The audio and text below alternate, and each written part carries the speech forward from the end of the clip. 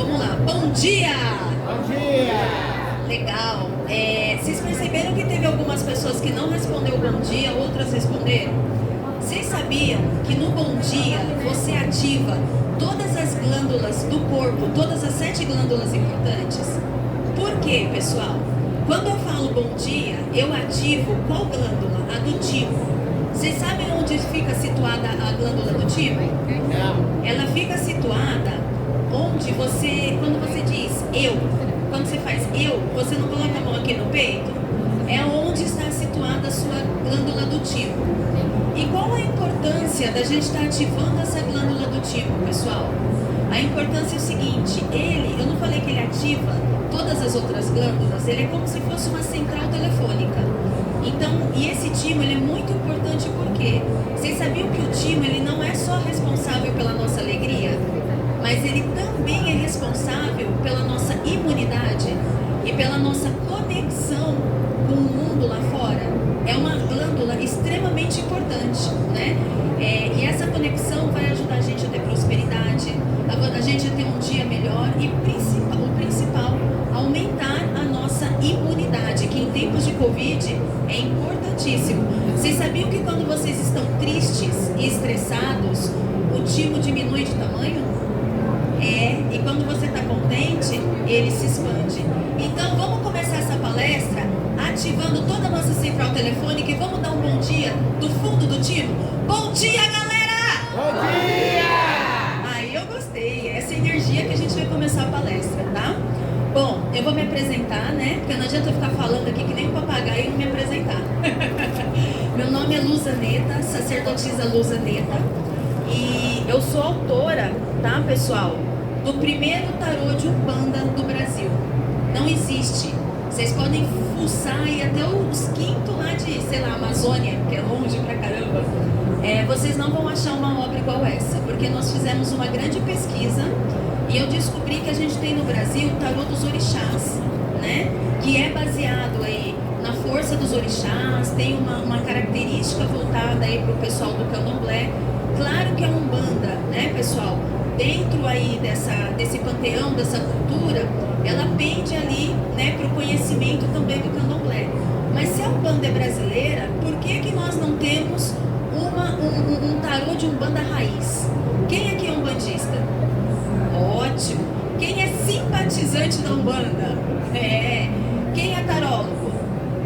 Legal! Então, gente, olha a quantidade de tribos que esse tarô está alcançando. Agora, quem não é nenhum dos 3 é que aprendeu, o restante, né? Então dá para abranger todo mundo.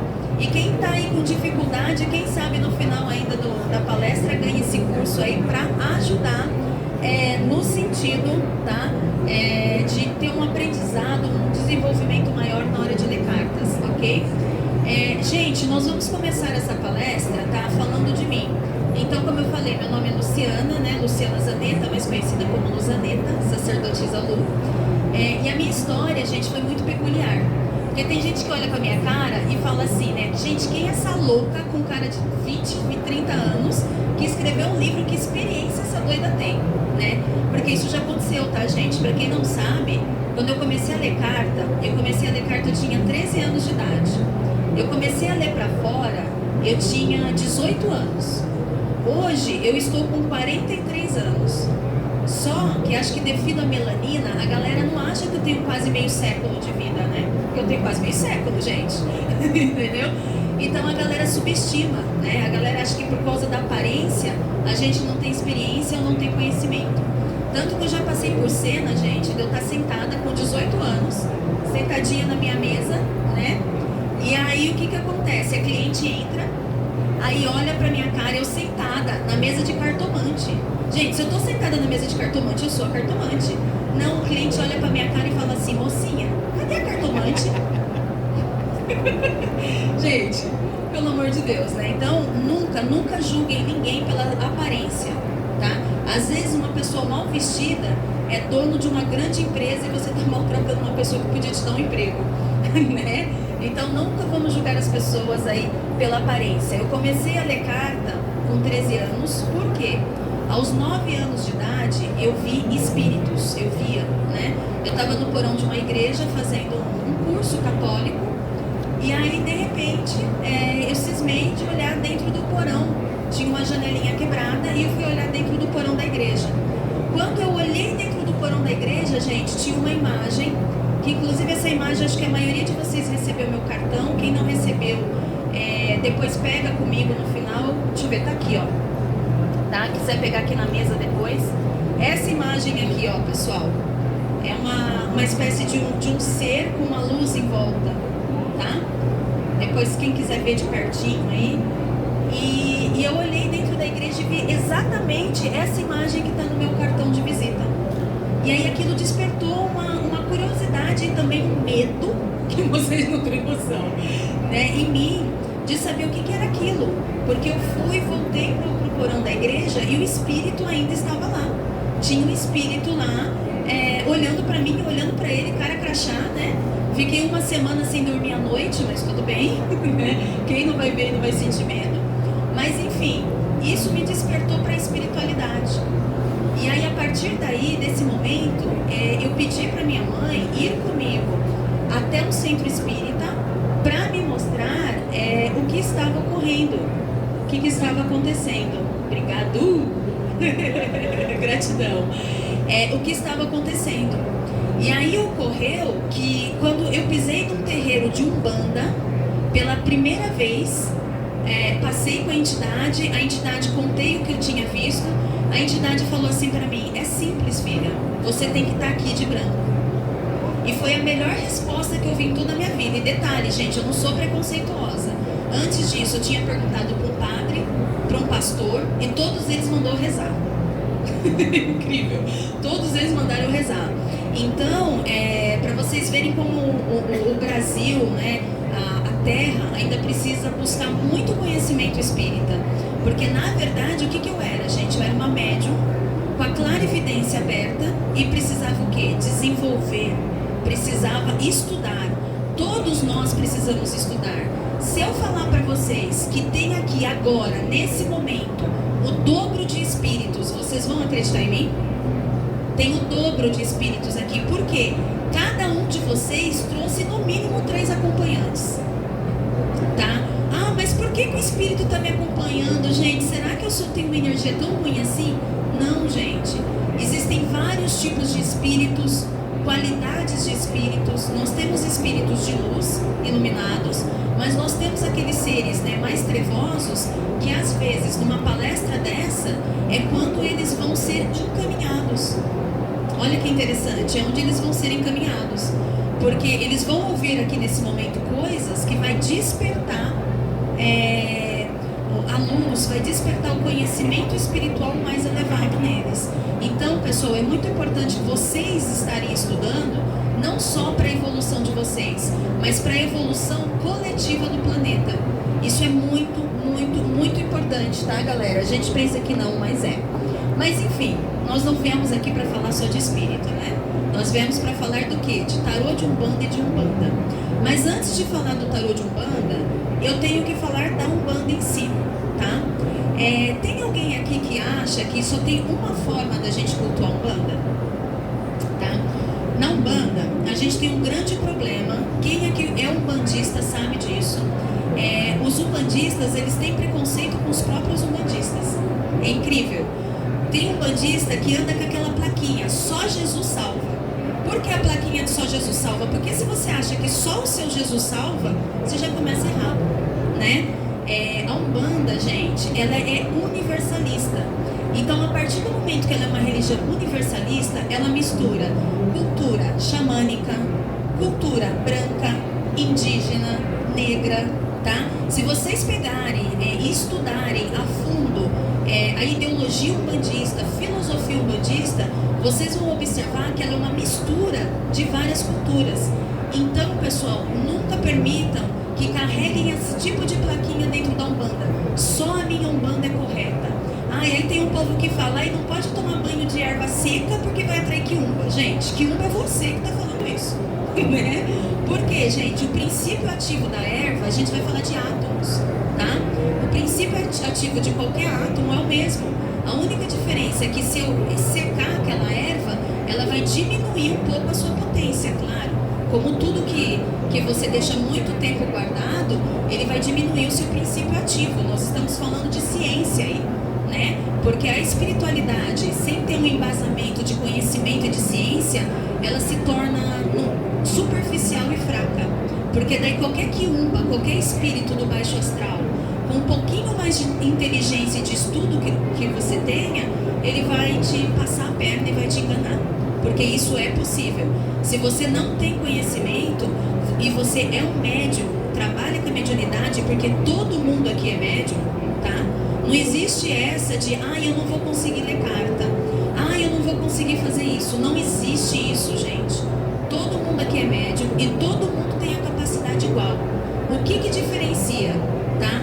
O tempo e o... Como é que se diz? O tempo e o esforço que eu coloco sobre aquele estudo, tá, gente? Tudo é isso. Vocês não veem aquelas criancinhas nascendo, você dá um violão para a criança, ela sai tocando? Será que Deus deu um dom diferente para aquela criança? Ou será que aquela criança na última encarnação ele era musicista? Óbvio que ele era estudante de música, assim como cartas. Eu comecei a ler cartas com 13 anos. Só que será que na vida passada eu já não era uma cigana trabalhando lá na aldeia?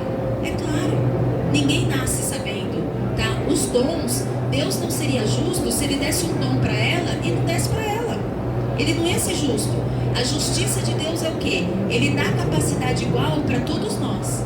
Cabe a você desenvolver. Por isso que nós temos que estudar, aprender, não para você ser um bandista, mas para você poder ter ferramentas e saber o que você quer no mundo e como trabalhar. E o bacana, esse livro vai dar a ferramenta para todos vocês fazerem isso. E já eu vou explicar o porquê, tá bom? Deixa eu seguir o cronograma aqui, porque senão eu me perco. Então, esse livro ele vai dar ferramentas para vocês para fazerem isso, tá?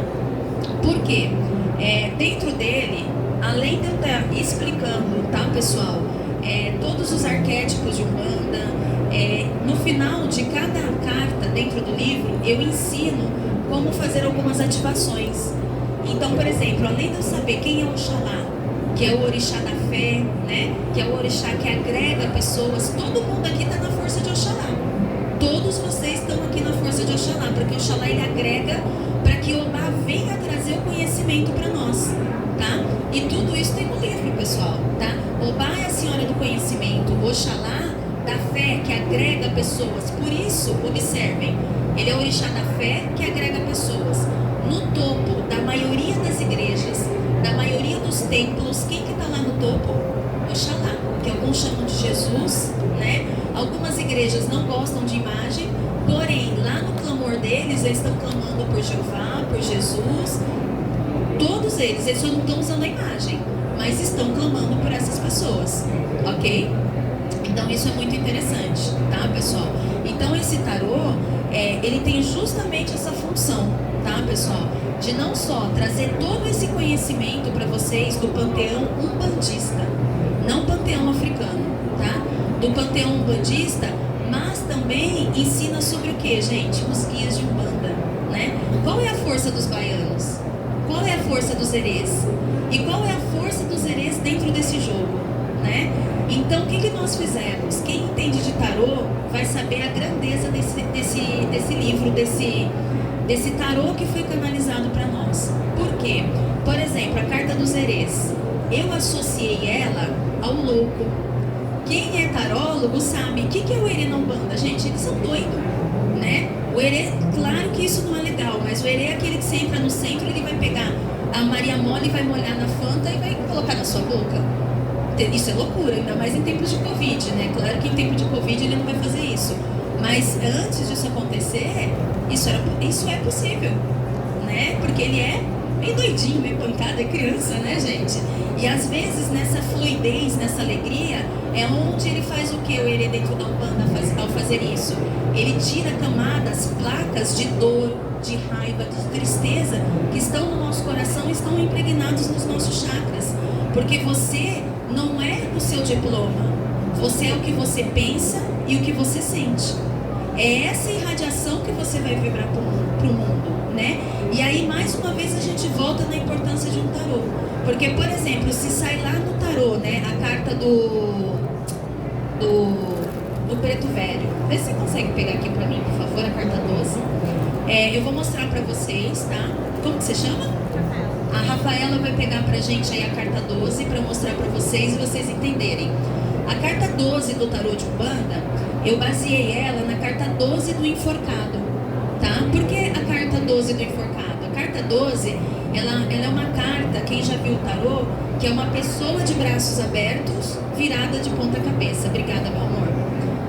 Pode pôr em cima pra mim, por gentileza. É uma pessoa de braços abertos, virada de ponta cabeça. Aí, nesse tarô, quem que eu coloquei de braços abertos, virado de ponta cabeça? Os pretos velhos. Pretos e pretas velhas. Por quê, pessoal? Vou mostrar aqui na câmera, não sei se está aparecendo. Por quê, pessoal? Vocês querem um povo que foi mais sacrificado, que teve que agir com abnegação, porque um negro escravo, ele às vezes obedecia o senhor de engenho, por o senhor de engenho não chicotear o filho dele, a esposa dele. E a carta do enforcado é justamente isso. É a sua vida virada de ponta cabeça e é uma situação que você não vai poder se mexer dali. Você tem que passar por aquilo. Você quer um exemplo maior, eu estou falando, está me arrepiando toda. Vocês querem um exemplo maior, né, um arquétipo maior para representar essa carta do que os pretos e pretas velhas da Umbanda? Quando o preto e preta velha de Umbanda vem no terreiro, o que ele faz? Ele te ensina a superar o sofrimento. Eles contam pra gente coisas que eles viveram. Eu conheço a história de uma preta velha, tadinha, que ela vinha em terra mancando. Quem aqui já foi no terreiro e as entidades chegam assim, né? Aí você pensa, gente, esse médium tá doido, tá interpretando, ele tem um pé normal, tá mancando agora por quê? É doido? Não, gente. Porque etericamente, né, o corpo espiritual daquele preto velho sofreu agressões da época da escravidão, tá? E aí o que vai acontecer? Ele vai vir mancando, porque o perispírito dele ainda está reconstruindo aquela perna que foi machucada, tá? Ah, mas eu morri, não fica tudo normal? Não. Quando a gente desencarna, todos nós vamos para hospitais espirituais, onde acontece o quê? Uma recuperação dos nossos órgãos, do nosso corpo etérico, né, pessoal?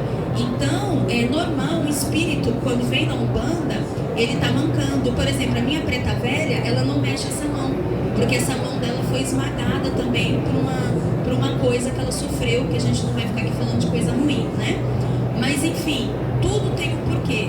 Aí vocês vão falar, mas são espíritos iluminados.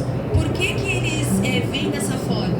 Gente, quando você reencarna, ou quando você incorpora num médium para atender, você está fazendo o quê? Antes de tudo, você não está ajudando aquela pessoa. Você está ajudando a si mesmo. Porque aí eu vou trazer aqui uma frase muito importante do Chico Xavier. Porque apesar de eu ser umbandista, eu sou apaixonada por Chico Xavier. Passei 10 anos da minha vida dentro do Allan Kardec, né? Porque eu fui meio ping-pong. Eu fiquei um tempo na Umbanda, aí fiquei 10 anos no Kardec e depois voltei para a Umbanda. Que foi muito, muito bom. Por quê? O Allan Kardec me trouxe uma teoria e um conhecimento que antigamente não se pregava na Umbanda. A Umbanda tem que modernizar, temos que estudar mais. Mas enfim, retomando. Por que os espíritos vêm em terra para nos ajudar? Porque daí a gente vai falar aquela velha e mais linda frase do Chico Xavier: fora da caridade não há salvação. Não tem como.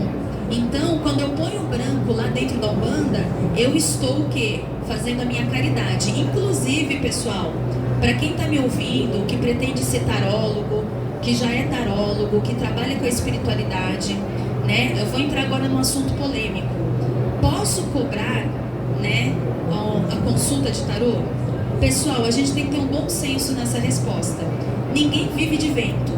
Óbvio que você pode cobrar, porém, você também pode fazer caridade. Por exemplo, se chegar uma pessoa, gente, eu estou completamente desorientada, eu não tenho dinheiro, eu não sei o que eu faço. O que custa você abrir uma consulta gratuita para aquela pessoa? Não custa nada, né? Ou melhor ainda, né? Ah, eu não gosto muito de abrir gratuitamente porque minha cigana não deixa. Pode acontecer. Cigana é o povo do ouro, né? Eles são igual Exu e Pombagira. Eles têm uma energia bem de matéria, de terra. Simples. Vocês podem estar trocando a sua consulta por alimento.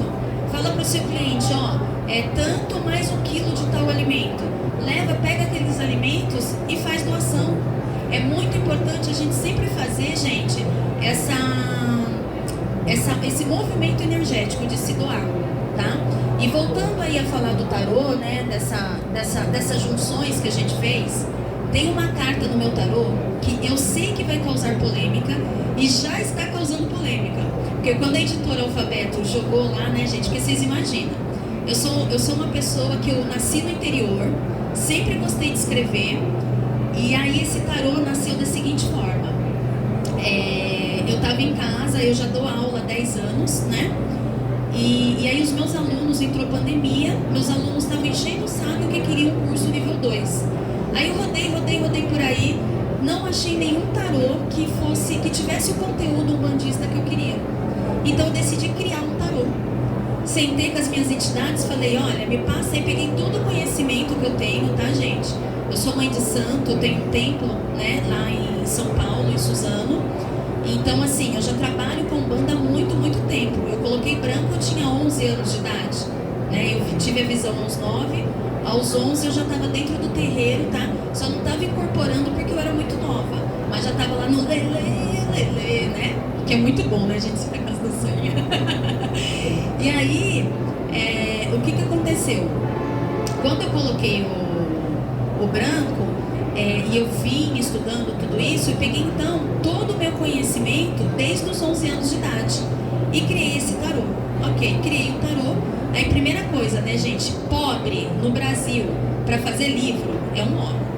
Fui lá no banco, no nome da minha mãe, fiz o empréstimo. Foi uma loucura. Fiz o empréstimo e vendi o curso para os meus alunos, todo mundo adorou. Inclusive, tem várias pessoas em São Paulo já utilizando esse tarô. E aí eu fui convidada por uma amiga minha para participar da Mystic Fair de São Paulo. Quando eu tô na Mystic Fair de São Paulo, aí tem um tarólogo muito famoso. Quem conhece o Ney Naif? Pois é, aí o Ney Naif chegou até a minha obra. Aliás, eu levei a obra para mostrar para ele, porque eu sou apaixonada por aquele homem. Com todo respeito ao meu marido, sou apaixonada, mas por ele eu posso, né, me apaixonar. Ele é maravilhoso. E aí ele viu, porque é um tarólogo muito respeitado, né, gente, que foi pra Europa, tudo. E aí ele leu a minha obra, né, leu assim, deu uma olhada por cima, perguntou a ideologia e falou, peraí, pegou minha obra e saiu, gente. Foram 5 minutos mais longos da minha vida, eu tava tendo uma bilola, vocês não têm noção. Tava tendo uma bilola. E aí ele voltou, me chamou, pegou pela minha mão, me levou até o dono do Alfabeto, que pediu para ficar com a obra, ficou 1 mês com a minha obra analisando, e aí eles decidiram lançar pelo Alfabeto. E aí, lançando pelo Alfabeto, que a gente vai chegar na polêmica que eu estava falando lá atrás, quando foi lançado pelo Alfabeto, eu já sabia que isso ia acontecer. Até hoje foi só uma pessoa, mas eu sei que virão mais pessoas, porque minhas entidades me avisaram. A pessoa perguntou assim, né, lá no lançamento do Alfabeto, gente, mas Orumilá não faz parte do panteão africano, não faz parte do panteão umbandista, mito. Gente, pelo amor de Deus, se a Umbanda, ela é uma universalista, é uma mistura de candomblé, de Kardec, de catolicismo, de xamanismo, tem até a linha do Oriente hoje em dia, né, que é o povo cigano. Por que eu não posso pegar a carta Orumilá para dar mais poder para o meu tarô? Se for pensar por esse lado que não pode associar, né, o tarô de Umbanda com alguma entidade do candomblé, eu não poderia usar nenhum orixá na Umbanda. Porque Yansan, antes de ser cultuada na Umbanda, era cultuada onde, gente? No culto de nação, certo? Culto de nação candomblecista. A gente vai pegar todos os orixás, Ogum, Xangô, Obaluaê, Omulu, Iemanjá, todos esses orixás vieram da cultura do candomblé. Então fala pra mim, por que eu não posso colocar a carta de Orumilá no meu tarô? E por que eu coloquei a carta de Orumilá no tarô, vocês sabem? Alguém aqui sabe quem é Orumilá? Orumilá, dentro do panteão africano, né, dentro lá do culto de nação, ele é o orixá regente responsável pelo jogo de búzios. É ele que dá a sustentação a Ifá, que é o que os candomblecistas amam, né? Tem algum candomblecista aqui na plateia? Que pena, eu convidei uma, mas eu acho que ela não veio. Então, é o que? Ele é responsável em vibrar na coroa das pessoas para que elas vejam passado, presente e futuro. Se Orumilá é o orixá da adivinhação, é o orixá que rege os oráculos, por que eu não posso pôr ele num oráculo? Seria até burrice minha não colocar um Orumilá ali. Então o Orumilá, ele está na carta 10. A cada carta 10, quem já entende de tarô, ela é a roda da fortuna, né? E o que acontece com a roda da fortuna? Sobre o que ela fala? Passado, presente, futuro, né? Que é a roda, que o destino está nas suas mãos, que você não pode se desequilibrar. Então, vocês vão vendo que a associação do tarô de Umbanda, ele não está só rico, mas ele tem conhecimento. Eu sei o que eu fiz, cada carta que eu coloquei, o porquê que eu coloquei. Isso faz o quê? Traz o quê para esse tarô? Poder. Por que poder? Gente, um oráculo sem poder, ele não vai te ajudar, tá? Ele tem duas fontes muito grandes de poder, que é a primeira junção das cartas, né? Como Orumilá e todo o sincretismo que eu fiz com os arquétipos de Umbanda, com os arquétipos do tarô comum, que é o tarô de Marsella, que todo mundo conhece, ok? Então esse sincretismo deu poder para o tarô, só que esse poder vem de onde? Da Umbanda. Quando eu abro esse tarô, eu posso estar canalizando, ancorando a força dos orixás de Umbanda? Claro! Claro que pode, gente. Posso ali, quando eu abro, estar ancorando a força dos pretos e das pretas velhas? Totalmente. E tem outra coisa, lembra que eu falei que no final de cada lâmina ele tem uma macumbinha?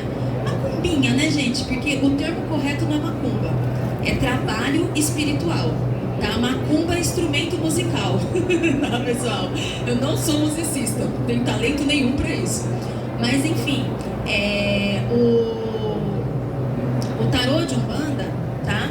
Ele tem uma lógica totalmente em cada lâmina dele, tá, pessoal? Então tem um porquê eu fiz essas coisas. Então podem ter certeza que ele tem um poder diferente dos outros tarôs. Um outro exemplo disso, além desse tarô, né, de eu estar canalizando a força dos orixás, estar fazendo minhas macumbinhas ali no final. Por exemplo, eu estou, sei lá, numa semana agitada e eu decidi, né, estou precisando de ajuda. E aí eu vou lá no meu tarô, puxo ele e falo assim, qual orixá que vai reger minha semana? Sai Xangô. Quer dizer que eu vou passar uma semana que eu vou sofrer injustiças. Adivinha qual é a carta de Xangô? 8. Tudo a ver, tá?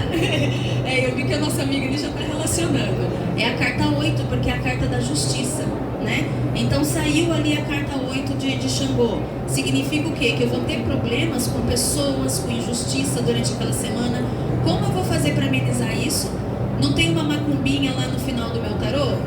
Eu vou fazer ele, tá? Mas enfim, então é muito importante, gente. Por isso até que eu enfatizei o caso, né, nesse caso sobre Orumilá. Por quê, gente? Orumilá é do culto de nação? É. Porém, eu posso estar utilizando o sincretismo, a ideologia, o conhecimento para potencializar meu tarô. E não deixa de ser um tarô de Umbanda. Tanto, gente, que vocês querem ver a prova disso? Que eu posso estar colocando ferramentas e objetos no meu tarô de Umbanda? Vocês sabiam que esse tarô, fora as 22 cartas que falam dos orixás, vocês sabiam que nós temos também as cartas astrológicas? Nós temos 12 cartas astrológicas, tá, pessoal? O que são essas cartas astrológicas? São cartas que eu chamo de planetárias. Nós temos a força dos 10 planetas, tá? Mais Lilith. Quem aqui gosta de Lilith? Tem os bruxões de plantão. Tem Lilith nesse tarô, gente. A mulherada surta com Lilith, porque é a nossa força raiz, né? É a primeira mulher. Inclusive eu fiz questão de contar a história de Lilith nesse tarô, tá, gente? Tem todas as facetas dela, porque tem desde que ela foi a primeira mulher de Jesus, né? De Jesus não, de Adão, né? Como também tem uma história aí que ela foi a primeira vampira, né? Tem umas histórias bem legais sobre Lilith. Tem ela no tarô. Aí vocês vão perguntar, por que essa louca juntou astrologia no tarô de Umbanda, né? E por que chama tarô de Umbanda? Primeiro porque, gente, 22 cartas baseadas em Umbanda tem que ser um tarô de Umbanda, correto? Né? Agora, pessoal, por que eu coloquei Lilith e Quiron? Porque Lilith vem trazer, eu coloquei Quiron também, vem trazer aquela força, né, pessoal, da cura, né, e Lilith a força da mulher. Então, quando vocês pegarem, vocês vão ver essa associação, beleza? E tem uma coisa muito importante nesse tarô, fora as cartas dos orixás, que agora vocês vão surtar. Quem aqui já viu o desenho que tem atrás de cada carta? Eu vou mostrar no livro, porque no livro é maior, ó. Quem aqui já viu o desenho desse tarô? Se quem não viu, depois vai ficar aqui na mesa, porque vocês vão poder manusear. Observem que ele tem pontos riscados. Algumas pessoas vão pensar que é ponto riscado. Será que isso é um ponto riscado umbandista? Isso é um sigilo. Alguém aqui sabe o que é sigilo? Sigilo é isso mesmo. Sigilo é o que, gente? São símbolos magísticos que eu posso estar manipulando para minha proteção e para minha ajuda espiritual. Então esse tarô, além de ter todo o conhecimento umbandista, o que ele traz, galera? Ele vai trazer também uma força simbólica mágica. Quem estiver lendo esse tarô, né, seja o tarólogo, seja o consulente, né, seja o seu cliente, ele vai estar trabalhando primeiro a proteção. Porque esse olho e esse pentagrama, gente, ele corta e afasta todas as energias negativas, tá? As luas, tem uma lua em cima, outra embaixo. A lua, por exemplo, ela canaliza toda a força do plano espiritual, e a lua de baixo, ela drena toda a energia negativa, tá? Aí vocês pensam, gente, esse tarô, além dele trazer todo o conhecimento de Umbanda, o que ele faz? Tá? Ele ainda carrega símbolos mágicos que vão proteger você, proteger o seu leitor, trazer prosperidade, porque tem símbolos aqui também de expansão, tá, pessoal? E o maior e o melhor dos dons, né, que vai desenvolver os nossos dons, que é desenvolver a nossa glândula pineal e a pituitária, tá? A glândula pineal, né, que está aqui conectada ao chakra coronário, e a glândula pituitária que está onde? Aqui no nosso terceiro olho. Não confundam, tá, pessoal? É muito interessante isso. E aí, para quem é tarólogo, o que vai fazer esse olho aqui quando ele ativar a nossa glândula pineal e a nossa glândula pituitária? Vai potencializar a sua visão, né, a sua recepção de mensagens, a psicofonia, né, através da glândula pineal, e abrir o seu terceiro olho. Vai abrir a sua psicofonia e a sua clarividência. Olha que interessante. Por quê, pessoal? Porque a glândula pineal, ela é responsável por potencializar todos os nossos dons mediúnicos, tá? Inclusive, vamos fazer o seguinte, no finalzinho dessa palestra, vamos fazer um exercício para a gente já sair daqui com a glândula pineal ativada. A gente vai fazer no finalzinho da palestra, a gente faz esse exercício, vocês vão sentir a diferença, tá? Então, pessoal, os desenhos que tem nesse livro, tá? Eles vão fazer justamente isso, tá? Eles vão estar potencializando o que a gente chama de sigilo, tá? A nossa leitura. Então, por aí vocês têm uma noção como ele tá poderoso. Agora, uma coisa muito, muito, muito importante. Eu preciso saber a hora. Que horas são, meu amor? 12h37, tá? Porque eu tenho horário, né, aqui. Então, pessoal, uma coisa muito, muito importante. Adianta só eu ter conhecimento, fazer um tarô desse, né? Porque assim, gente, eu peguei 30 anos de experiência da minha vida e joguei dentro desse tarô, tá? Adianta eu pegar toda essa experiência, todo esse conhecimento, ir lá, ativar minha vela, né? Fazer fazer todo aquele auê que a gente faz, todo tarólogo é meio doido, né? E adianta eu fazer isso, pessoal, e não ter um padrão vibratório elevado? Não adianta, correto? Não adianta. Então, pessoal, evitem pensamentos negativos, tá? Evitem ficar com raiva. Sabe quando você acorda de manhã e aí você cruza com aquela pessoa mal-humorada e você entra no padrão vibratório dela? Não façam isso, pessoal. Porque se você cai no seu padrão vibratório, você fecha a sua glândula pineal, você fecha a sua pituitária e ainda te quebra o timo, abaixando a sua imunidade e atraindo para sua vida coisas negativas e também dificultando sua leitura do tarô. Um bom tarólogo não é aquele que sabe tudo, mas aquele que tem um coração puro para se conectar ao plano espiritual. E coração puro, gente, a gente não nasce com ele. A gente desenvolve através do quê? Da nossa evolução espiritual. Nunca, nunca, nunca se esqueçam disso, tá? E todo tarô, seja o tarô, seja uma reza, seja uma magia de Wicca, seja o que for, pessoal, ele só vai ter poder se você tiver o princípio ativo do primeiro poder, que é a sua alma, tá? A sua alma tem que estar bem, tem que estar limpa, tem que estar vibrante, porque senão, gente, não vai ter magia que vai funcionar. Não é que macumba pega, é que o macumbeiro que era ruim mesmo. Se não pegar, né? Não é que macumba não pega, o macumbeiro que era ruim mesmo. E realmente, tá, gente? Macumba não pega. Se você tiver com o padrão vibratório alto e você não merecer, gente, o máximo que vai pegar ali é uns desvios de inveja, que inveja pega mesmo, né? Bom, mas vamos lá. Antes da gente encerrar essa palestra, tá? A gente vai fazer um exercício, tá, pessoal? Para poder estar abrindo a nossa glândula pineal, a nossa glândula pituitária. Então, eu vou pedir para todo mundo descruzar braços, descruzar pernas, tá? Nós vamos fazer um exercício rapidinho aí, para que esse exercício que eu vou ensinar, posso estar repetindo na minha casa? Pode, tá, pessoal? Posso estar, de repente, eu vou fazer uma leitura de tarô, vou parar 10 minutinhos antes da leitura de tarô para fazer esse exercício? Pode? Deve, tá, meus amores? Então vamos lá, vou pedir para todo mundo fechar os olhos, respirem fundo, soltem o ar bem devagarzinho, respirem, contem até 3 e solte. Respirem, 1, 2, 3, solte. Mais uma vez, respire fundo, 1, 2, 3, solte. E mais uma vez, respire fundo, 1, 2, 3, solte. Ao respirar fundo, perceba que o seu corpo mantenha os olhos fechados e percebam que o seu corpo se acalma, a sua mente se tranquiliza. Tentem bloquear qualquer pensamento e sentimento negativo.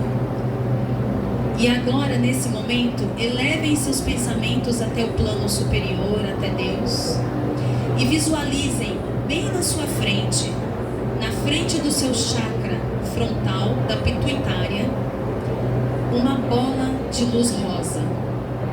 Só que não é uma bola de luz rosa normal, é uma bola com asas. E não são asas normais, são amarelas. É uma bola de luz rosa com asas amarelas que batem rapidamente como se fossem asas de beija-flor. Mentalizem essa bola de luz rosa e suas asas batendo, batendo, batendo, batendo, batendo. E esse rosa entrando dentro do seu mental, expandindo na sua mente, quebrando todas as energias negativas, ativando a sua glândula pineal e a sua glândula pituitária. Mentalizem essa luz rosa, deixem ela invadir o seu mental, deixe suas asas amarelas batendo fortemente, fortemente, fortemente.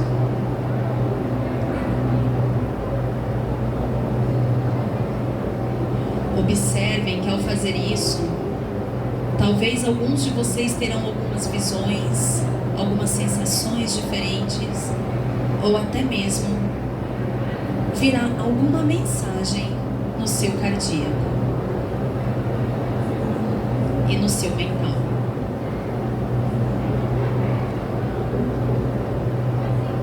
Feito isso, eu vou contar até 10, e quando eu chegar no 10, vocês vão abrir os olhos vagarosamente. 1, 2, 3, 4, 5, 6, 7, 8, 9, 10. Vamos então abrindo os nossos olhos. Pessoal, esse exercício que nós fizemos, posso repetir ele na minha casa com uma música New Age? Deve, tá, pessoal? Deve. E aí, só para finalizar agora a nossa palestra, eu gostaria de deixar para vocês aqui uma frase do nosso grande palestrante Wagner Borges. Quem aqui conhece? Todo mundo, né? Eu amo aquele homem também. Sou boba, né? Só gosto de cara. E aí, gente, ele diz o seguinte em uma das palestras dele, tá? Estudem, parem mesmo para assistir palestras. Queria dar uns parabéns para todo mundo que está sentado aqui. Porque, gente, o professor não é quem ensina, mas quem de repente aprende. Então, quando eu sento para aprender, eu evoluo. E isso mostra, sabe o quê? Humildade, sabedoria e evolução em todos vocês. Sabe por quê? Seguindo aí agora a frase do Wagner Borges. O que eu acho que eu sei é limitado. Agora, o que eu não sei é infinito. Eu sempre posso aprender. Nunca se esqueçam disso. E aí, para finalizar a palestra e para deixar nosso time lá em cima, uma salva de palmas, né, galera? Obrigado. Sabia que bater palma também ativa o timo, né? Então, quando você estiver triste, para lá na frente do espelho e bate mesmo muita palma aqui no cardíaco e sempre vibrem, tá, gente? Paz, luz e amor. Não levantem que a gente vai passar o chapéu. Beijo no coração, galera!